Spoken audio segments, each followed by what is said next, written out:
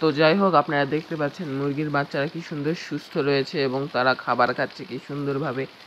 এবং আপনারা যদি মুরগি পালনে ইন্টারেস্টেড থাকেন তাহলে এই ভিডিওটা অবশ্যই আপনাদের দেখা উচিত, কারণ এই ভিডিওটার মাধ্যমে আমি আপনাদেরকে বলে দিব আপনারা এই মুরগির বাচ্চা বা মুরগির লিটার হিসাবে কি ব্যবহার করে সুফলটা পেতে পারেন। তো আসসালামু আলাইকুম গাইজ, আশা করি আপনারা সবাই অনেক বেশি ভালো আছেন। আল্লাহর রহমতে আমরাও সুস্থ আছি, ভালো আছি। তো আপনাদের সাথে আরেকটি নতুন ভিডিও নিয়ে চলে এসেছি এবং আপনারা দেখতেই পাচ্ছেন আমার 15 দিন বয়সী টাইগার মুরগির বাচ্চাগুলোর সাইজ কেমন হয়েছে। আপনারা যারা 10 থেকে 15 দিন বয়সী মুরগির বাচ্চা নিয়ে আপনারা নতুন করে ব্যবসা শুরু করতে চান বা নতুন করে কিছু করতে চান, আপনার সংসারের হাল ধরতে চান, তো আজকের এই ভিডিওটা না দেখলে হয়তো বা আপনার সে হাল ধরার ইয়াটা লসে চলে যাবে। কারণ প্রত্যেকটি ব্যবসাতেই প্রথমে শিখতে হয় বা বুঝতে হয় কিভাবে লাভ বা লোকসানের হাত থেকে বাঁচা যায়।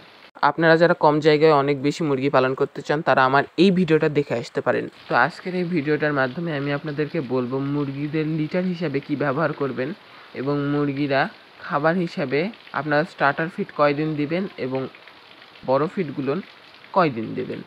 আর আমার এখানে দেখতে পাচ্ছেন 800টি মুরগির বাচ্চা রয়েছে। 800টি মুরগির বাচ্চায় আমার 15 দিনে প্রায় 8 থেকে 9টি আমার বস্তা খালি হয়ে গিয়েছে খাবারের। তো আপনারা দেখতেই পাচ্ছেন আমার এই 15 দিন বয়সী মুরগির বাচ্চাগুলোর, টাইগার মুরগির বাচ্চাগুলোর সাইজ কেমন এসেছে এবং এই মুরগির বাচ্চাগুলোর পাখনা এবং লেজ কি সুন্দরভাবে গজিয়েছে।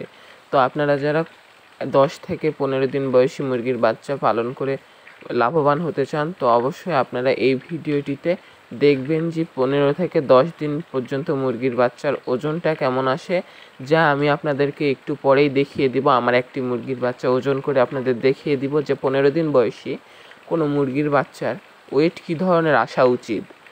তো আপনারা যদি টাইগার মুরগি, ব্রয়লার মুরগি অথবা অন্যান্য কোনো মুরগি পালন করতে চান তো অবশ্যই আমার চ্যানেলটাকে সাবস্ক্রাইব করে রাখবেন, কারণ আমি এই সম্পর্কিত অত্যন্ত গুরুত্বপূর্ণ তথ্যগুলো আমার ভিডিওর মাধ্যমে আপনাদেরকে বলে থাকি। এবং আপনারা অনেকে আমাকে কমেন্ট করে বলেছেন আপনি লিটার হিসাবে কি ব্যবহার করেন। তো আজকের এই ভিডিওটা আমি সেই উদ্দেশ্যেই বানিয়েছি, আপনাদের কথা শুনে কথার রিপ্লাই দেওয়ার জন্য।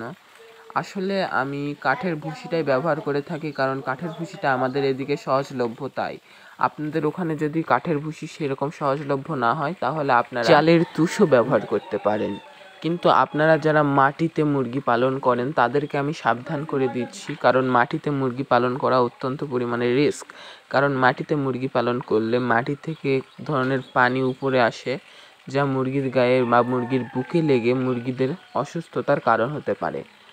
তো এই 15 দিন বয়সী মুরগিদেরকে আপনি দেখতে পাচ্ছেন এদেরকে 4টা ভ্যাকসিনেশন যেটা করা উচিত সেটা আমি করে ফেলেছি অলরেডি। আর আপনারা এই মুরগিগুলোকে কিসে করে খাবার দিবেন এটাও আমাকে অনেক কমেন্ট বক্সে কমেন্ট এসেছে। তো আপনারা এরকম ছোট বয়সে নৌকায় করে খাবার দিতে পারেন যদি আপনার বেশি মুরগি হয়। এবং আমি একটি ওয়েট করে দেখাচ্ছি, একটি মুরগির 15 দিন বয়সে 260 গ্রাম ওজন হয়েছে, আপনারা দেখতেই পাচ্ছেন সামনে।